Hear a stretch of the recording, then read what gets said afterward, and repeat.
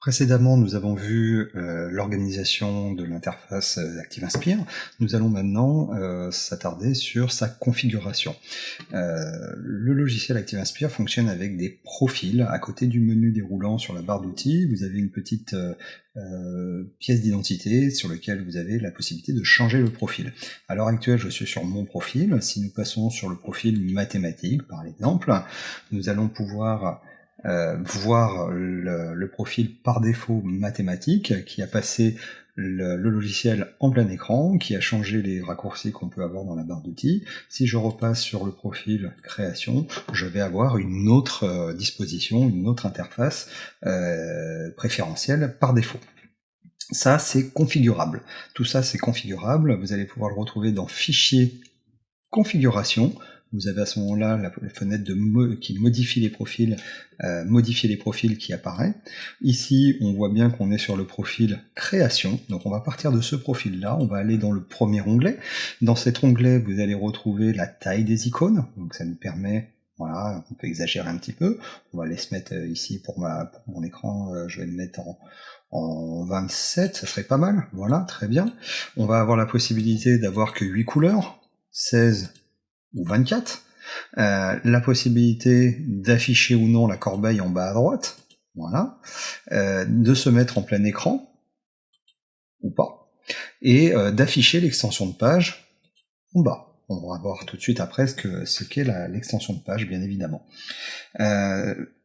Plus précisément, vous pouvez aller dans les paramètres. Quatrième onglet, vous pouvez aller dans les paramètres. Ici, vous allez retrouver tous les paramètres du logiciel. On va pas s'attarder trop dessus. Ça serait beaucoup de choses à dire pour pas grand chose. Il faudra faire le tour pour vraiment personnaliser le logiciel autant qu'on le souhaite. La ligne qui m'intéresse, c'est la ligne Paperboard, dans laquelle vous allez pouvoir, par exemple, changer la couleur de page par défaut. À ce moment-là, adoptez peut-être un blanc cassé si vous avez des élèves qui sont un petit peu photosensibles, qui seraient un petit peu gênés par une couleur blanche trop importante, ou une projection sur un écran ou un vidéoprojecteur qui serait un peu trop lumineuse, tout simplement. Et vous avez aussi la possibilité, très sympathiquement, de pouvoir changer les effets pour tourner la page, avec un fondu enchaîné, une rotation par cube, ou aucun enchaînement, bien évidemment, avec la possibilité de modifier la vitesse de transition. Et l'onglet qui va nous intéresser directement, c'est l'onglet Commande. Celui-ci, c'est le plus important.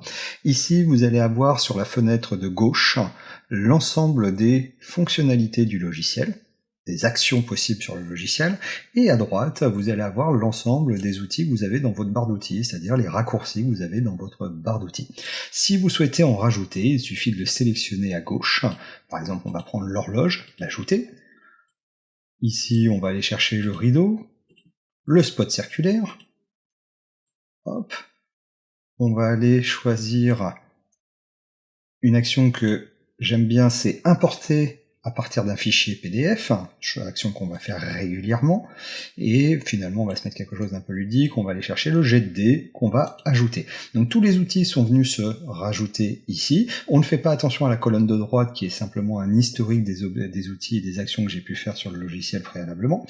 Une fois qu'on a fini cette configuration, que l'interface nous convient, que les raccourcis qu'on a choisis nous conviennent, on va pouvoir enregistrer cette interface. Si je clique ici sur enregistrer le profil, je vais modifier le profil sur lequel je suis en train de travailler, sur lequel je suis en cours, c'est-à-dire ici le profil création. Je peux ici éventuellement faire enregistrer le profil sous, et à ce moment-là je vais avoir une fenêtre qui va s'ouvrir, qui va me permettre de nommer ce nouveau profil, et on va l'appeler nous ici formation. Et on va pouvoir enregistrer ce profil dans la liste des profils disponible. Le logiciel nous dit qu'il est enregistré avec succès, et dans la liste des profils, je retrouve bien le profil que je viens de créer.